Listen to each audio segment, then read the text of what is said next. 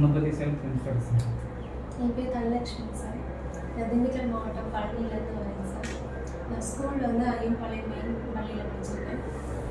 6th to 7th வந்து கட்டிவேலன் பட்டியில் school படிச்சிருக்கேன். பழனியில் 8th to 12th வந்து ஸ்கூல் படிச்சிருக்கேன். இப்போ எம்எஸ்சி கெமிஸ்ட்ரி வந்து முடிச்சிருக்கேன் டிகிரி. இப்போ வந்து 3 மாதம் வந்து கமர்ஷியல் டேக்ஸில் வந்து குரூப் 4ல் ஜாயின் பண்ணி வேலை பார்த்துருக்கேன் சார். பட்டியன்பட்டியில் படிச்சேன்னு சொன்னீங்களா? இப்போ போகிறப்ப பஸ்ஸில் போயிருப்பீங்க. இப்போ பஸ்ஸில் இறங்குறப்ப பஸ் ஸ்டாண்டில் வந்து யாரோட சிலை இருக்குது? பஸ் ஸ்டாண்டில் பட்டியன்பட்டி பஸ் ஸ்டாண்டில் சிலையெல்லாம் இருக்குது. அது யாரோட சிலை? காமராஜர்.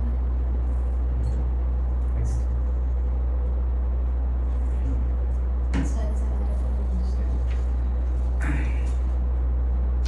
செங்கல்பட்டில் ஒரு மாநாடு நடந்துச்சுப்பா. ஃபஸ்ட்டு மாநாடு நடந்துச்சு. அந்த மாநாடு எந்த மாநாடு? அதுக்கு தலைமை ஏற்றவர் யார்? 1929 நீதி கட்சியோடைய முதல் மாநாடு நடந்துச்சு செங்கல்பட்டில். அதில் தலைமை வகிச்சது வந்து WP சவுந்தரபாண்டியன் ஐயா அவர்கள். இப்போ மதநிதி டேம் இருக்குல்லப்பா, அந்த டேம் வந்து அந்த இது இப்போ மதநிதி டேமில் ஒரு உற்பத்தி ஆகுது. அந்த ஆறு வந்து எந்த ஆறில் போய் கலக்குது? அது கடைசியாக கடலில் கலக்கும்ல, அது எந்த இடத்துல கலக்கும்? சரி சார்.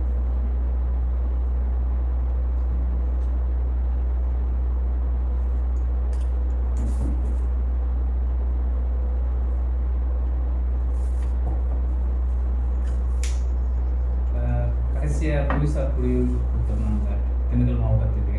ஒரு பொருளுக்கு புவிசார் குடியுரிமை கொடுத்தாங்க. அது எந்த பொருளுக்கு கொடுத்தாங்க கடைசியாக கொடுத்தாங்க திண்டுக்கல் மாவட்டத்துக்கு? தெரியல சார். கடைசியாக ஓகே.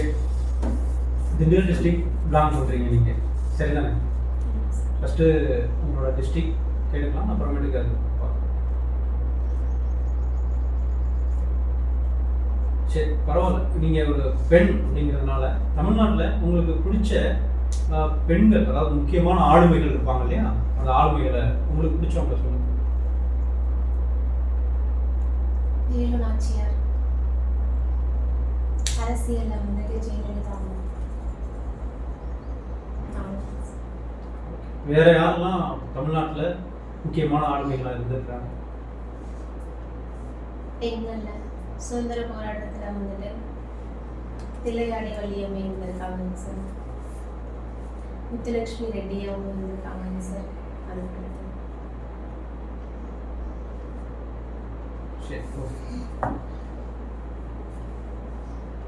தமிழ்நாட்டின் ஹாலந்துன்னு எதை சொல்கிறாங்க? திண்டுக்கல் மாவட்டம் சார். ஏன் அப்படி சொல்கிறாங்க? பூக்கள் வந்து அதிகமாக வந்து உற்பத்தி பண்ணுறாங்க.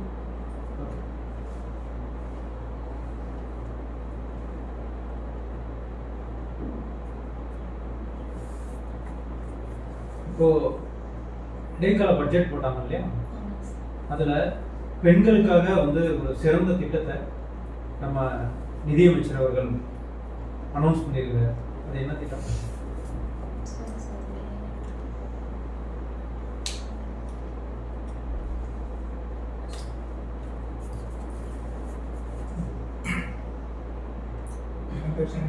தனலட்சுமி. எத்தனை லட்சுமி எத்தனை லட்சுமி?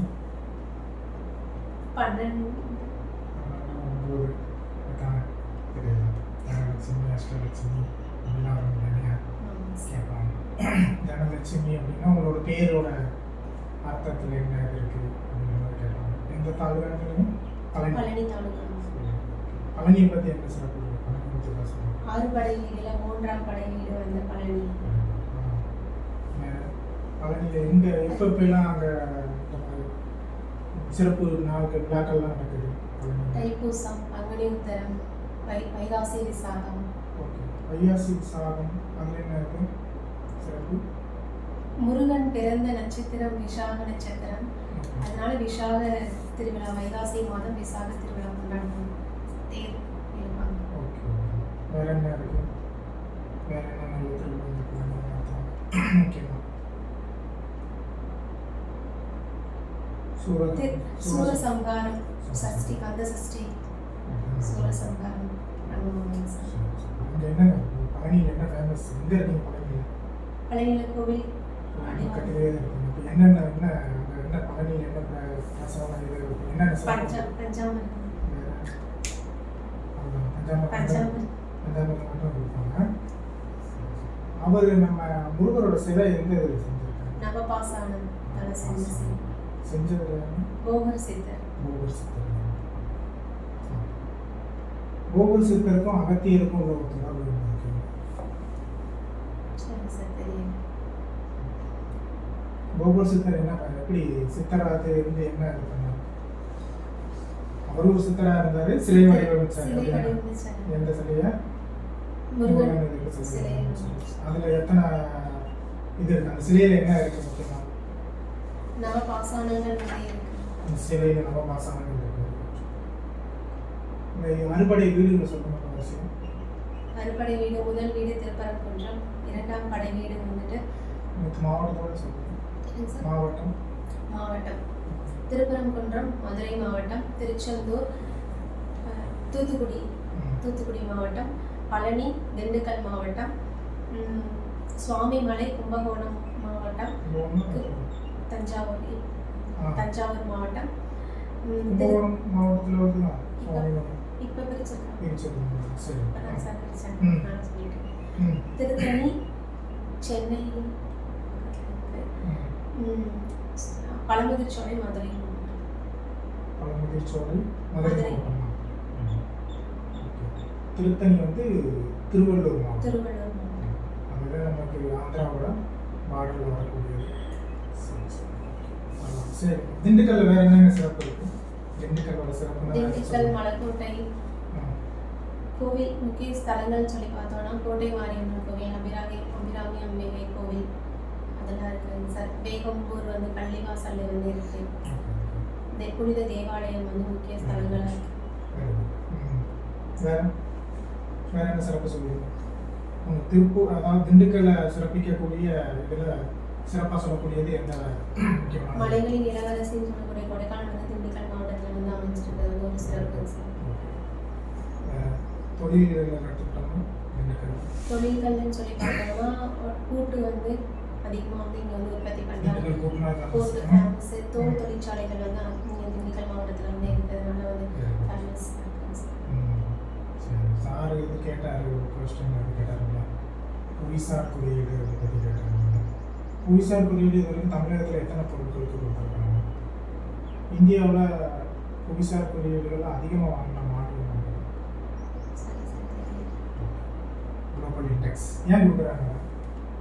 அந்த மாவட்டத்தில் அந்த ஊரில் மட்டும்தான் அந்த பொருள் வந்து உற்பத்தி பண்ண முடியும். அங்கே உற்பத்தி பண்ணக்கூடிய பொருள் சிறப்பு வாய்ந்த பொருள் அப்படின்றதுக்காக அந்த குறியீடு குறிக்கிறாங்க. மற்றபடி அவங்களுக்குள்ள ஒரு வேலை வாய்ப்பு இது இருக்கும், அந்த இது கிடைக்கும். இது வரைக்கும் தமிழகத்தில் 58 பொருட்கள் கொடுத்துருக்காங்க. 58 பொருட்களுக்கு.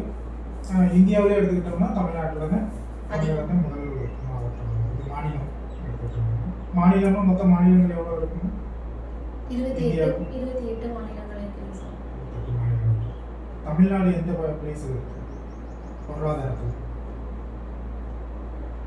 11வது பிளேஸ் இருக்கு பொருளாதாரத்தில். இரண்டாவது. சரி, கன்ஃபார்ம் பண்ணுங்க. சரி, ஏற்கனவே நீங்கள் கமர்ஷியல் டேக்ஸில் இருக்கீங்க இல்லையா? சரி, ஓகே சார். கமர்ஷியல் டேக்ஸில் இருக்கு. கமர்ஷியல் டேக்ஸுக்கும் வணிக வரிப்பதற்கு என்ன வித்தியாசம்? இது பதிவுத்துறைக்கு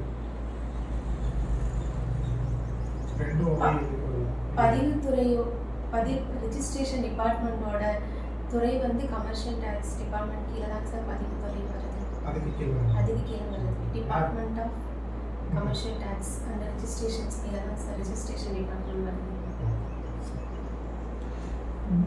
தற்போதைய நிதியமைச்சர்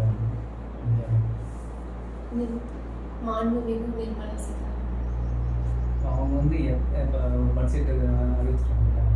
அவங்களுக்கு எத்தனாவது பட்ஜெட்? 6வது பட்ஜெட். அந்த பட்ஜெட்டில் எது முக்கியமானது, எது குறிச்சிருக்காங்க, அதை பற்றி தெரியுமா? தெரியும். News paper படிச்சிங்க?